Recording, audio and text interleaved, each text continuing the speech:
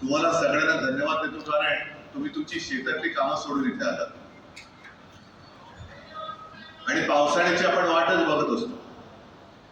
कारण एकदा का पाऊस पडला की नवीन कोंब फुटतात.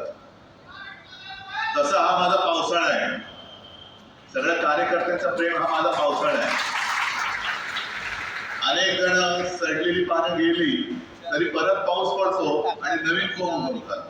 आणि ते नवीन कोंब उगवणारे तुम्ही कट्टर निष्ठावान शिवसेना प्रमुखांचे जीवाला जीव देणारे शिवसैनिक आहात. तसं पाहिलं तर आता शांत आहे. हे जरा कॅमेरामन जरा खाली बसलं तर बरं. कॅमेरे सेट करा आणि प्लीज खाली बसा. सांगतो येतो. पहिला गद्दाराचा समाचार घ्यायला पाहिजे,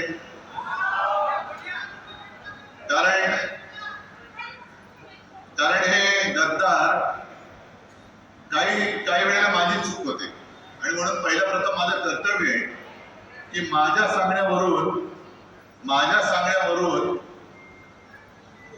जे तुम्हाला मी एक बुजगावणं दिलं होतं त्याला अक्षरशः रक्ताचं पाणी करून समोरून पावसाचा धबधबा पडत होता तरी देखील तशाची तमा न बाळगता तुम्ही निवडून दिला. त्याच्याबद्दल मी तुमच्या सगळ्यांची तर माफी मागतोच, पण तमाम या यवतमाळ आणि वाशिम लोकसभा मतदारसंघातील मतदारांची माफी मागतो की तुम्ही केवळ आणि केवळ शिवसेना प्रमुखांचा चेहरा आणि माझा शब्द या भरोश्यावरती या गद्दाराला निवडून दिला होता. पण आपण त्याला मतदान करताना बोटाला काळीशाई लावलीच, पण त्यांनी गद्दारी करून आपल्या विश्वासाला काळं फासलेलं आहे. आणि याचा जाब विचारण्याचा अधिकार तुम्हाला आहे. जाब विचारला पाहिजे. शेवटी गद्दारांच्या कळपात गेला. आता गद्दारांचा कळप म्हणजे काय की 3-4 वर्षापूर्वी गद्दार शिरोमणी जो बसल्या तिकडे विंदे, त्यांनी 40 आमदार फोडले. आणि या विदर्भामध्ये जेव्हा बैल पोळा होता तेव्हा त्या बैलावरती लिहिलं होतं 50 खोके एकदम ओके. आता मला सांगा, तेव्हा आमदाराचा भाव 50 असेल, 50 खोके, तर खासदाराचा किती असेल? म्हणजे हा एक धंदा झाला. निवडून यायचं असा शेतकरी. आता तू बोलास नाही दादा, पीक विमा मिळालेला नाहीये, हमी भाव मिळाला नाहीये, पण निवडून यायचं, आपला हमी भाव वाढवायचा आणि विकून टाकायचं सगळं.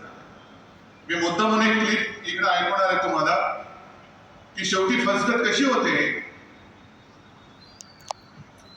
एक मिनिट थांबा. हे गद्दार खासदार त्यावेळेला काय बोलले होते, पुढे थांबा. जेव्हा हिंदू बाळासाहेब ठाकरे मला आजही आठवते. मी वयाच्या 15व्या वर्षी शिवसैनिक आणि त्यावेळेस त्यांनी मला ते कानावर आहे की जेव्हा कोणी संकटात असेल तेव्हा त्याच्यासाठी आपण धावून गेली पाहिजे. आज शिवसेना संकटात होती. माझी आई 83 वर्षाची होती. तिनं सुद्धा सांगितलं की शिवसेनेसाठी आपण जायचं. थोडेसे गद्दार झालेले आहात आईची आठवण करून. आता आईची आठवण आली का असं शिवसेनेला सहकार्य करा. आज मोठ्या प्रमाणावर त्या ठिकाणी शिवसेना आईचं स्वप्न पूर्ण करताय म्हणून तुम्ही ठाकरे